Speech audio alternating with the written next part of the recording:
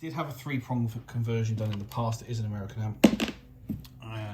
The death cap is still in there, but it has been disconnected.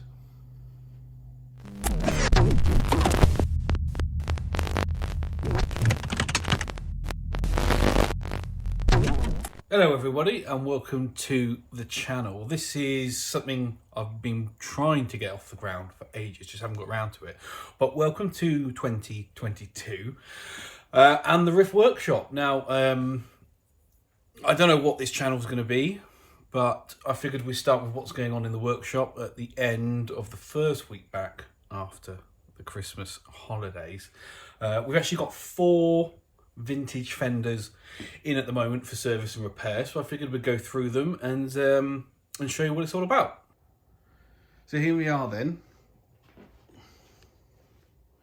4 vintage Fender amps. We've got a 6G2 brown Princeton 1961. We've got a 1958 Tweed Deluxe 5E3. We've got a Tremolux black panel Tremolux in a blonde head cab with tuba 12. I can't remember the year on that, but we'll look it up in a second.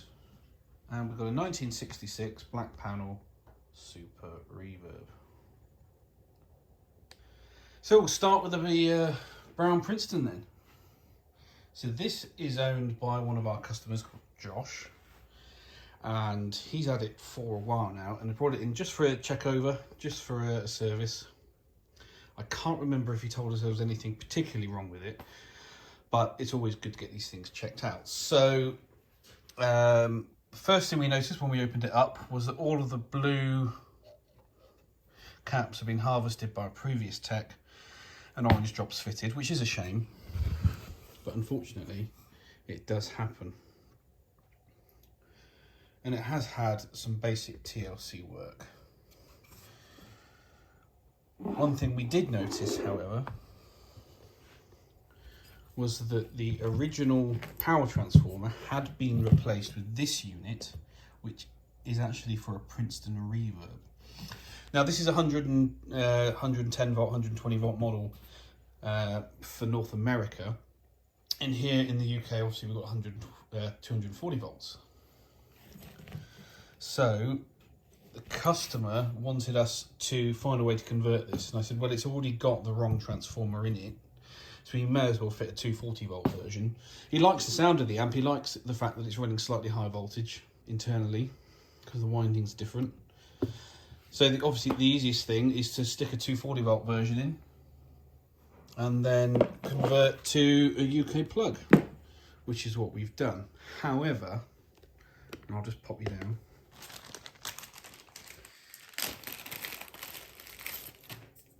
Here is the filter cap that came with the amplifier installed. I don't know if you can see, there is some electrolyte leaking out. So that was needed replacing too, and of course I'm not going to fit a new transformer until the filter can was replaced. So that's what we did. So we spin it over, we fitted one of ours. It's actually got a larger stack to it as well, which really helps with the bottom end. Rest of the amplifier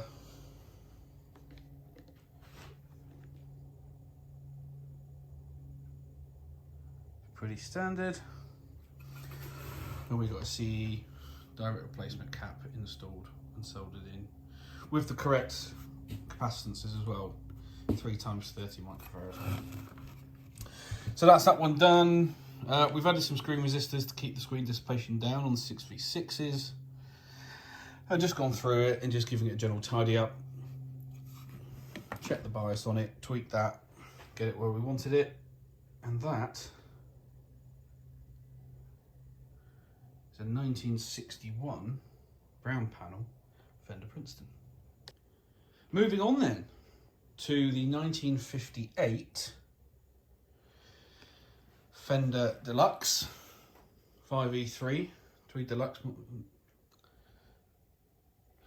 And this one came in just for a service and check over. This one also is a North American model. Customer does not want it converting to 240. He said he couldn't remember if there's anything actually wrong with it. He just wanted us to give it a safety check over, bit of TLC. It already had the filter caps replaced, although I don't know why some of them were put in the original sleeves and others weren't, but it's had all the electrolytics done in there. But most of the original yellow Astrons were kept in place. Now, he did say he thought there was some weird noises going on, and with the amp running on the test bench, we found that 4 of the Astrons were in fact leaking.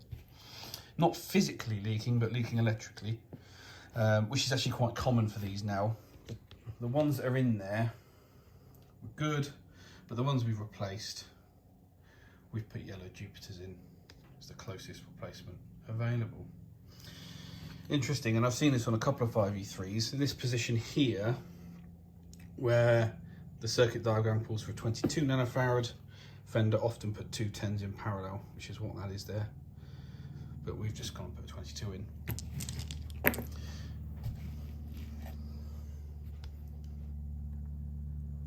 the front panel.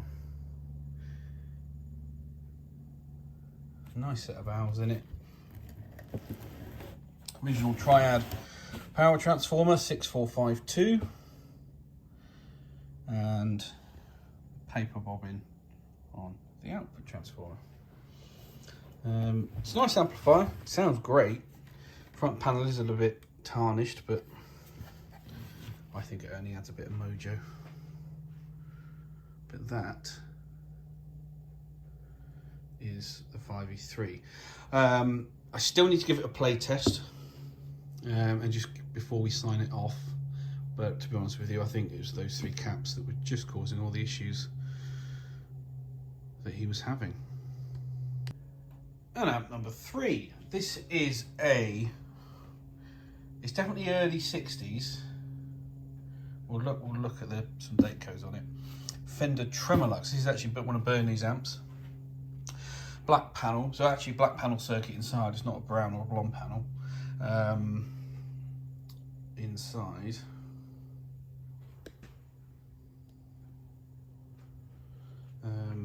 He's asked us just to get it ready for gigging and studio work. You can see it's got all the original blue caps in. We've gone through it and done all the electrolytics, set the bias, rebuilt the bias supply, and just give it a bit of a once over. There wasn't actually much wrong with it. We did all the caps under the doghouse. There is a bit of corrosion on the chassis. It does happen. But there you go. So, see if we can date it. Don't know if we can see on there, but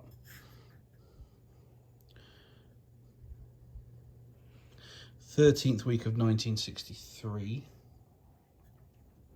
29th week of 1963, 22nd week of 1963. So it's probably 63, mid 63. Sorry, whoops, mid 63, or late 63. Very cool amp. Very cool amp indeed. Show you the back panel on it. Get an idea. That's the chassis number. Export model. So it's got 240 volt tap on it. We are required to actually hardwire these to whatever voltage the customer intends to use, which is 240 volt. It's really easy on these. You just move one of the wires to the center terminal. It gets rid of the others. And if you ever need to convert it back, it's just one solder joint. Ground switch. And the rest of it. But that's that. I haven't actually heard this yet, so I'm sure we'll be firing it up this week. I'm trying to get some video footage of that and show you what that looks like and sounds like. And finally, the black panel Super Reverb, 1966. So this one is pretty much all original. It's got most of the original components inside, including the electrolytics. We can't find too much evidence that it's been worked on. It did have a 3-prong conversion done in the past. It is an American amp. The death cap is still in there, but it has been disconnected. It's a very cool amp. And look,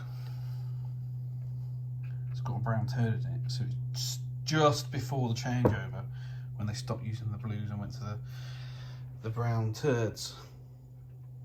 There she is.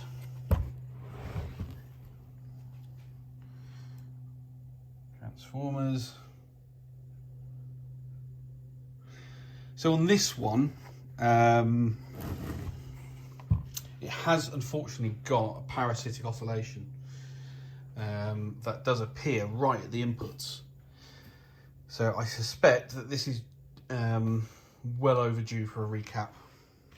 Of course, we'll go through it with the oscilloscope, see if we can find where that's coming from. But an amp of this age that's still running original components, no wonder it's got a little bit of problems. It does actually sound quite good at low volume, but the minute you get it to point of breakup, it just falls apart. Customer did say he's noticed it's lost a bit of punch and a bit of bottom end, so we will be going through that, of course. But yeah, 1966 Fender black panel Super Reverb.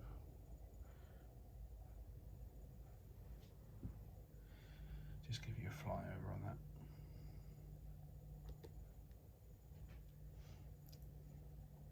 So that's it then, guys. Thanks for watching. That's the 4 vintage Fender amplifiers that we've got in at the moment for service and repair. We've got some more stuff coming in, which is going to be pretty cool. I think we've got an original Vox AC30. Can't remember what year, but we'll try and get that on the channel too.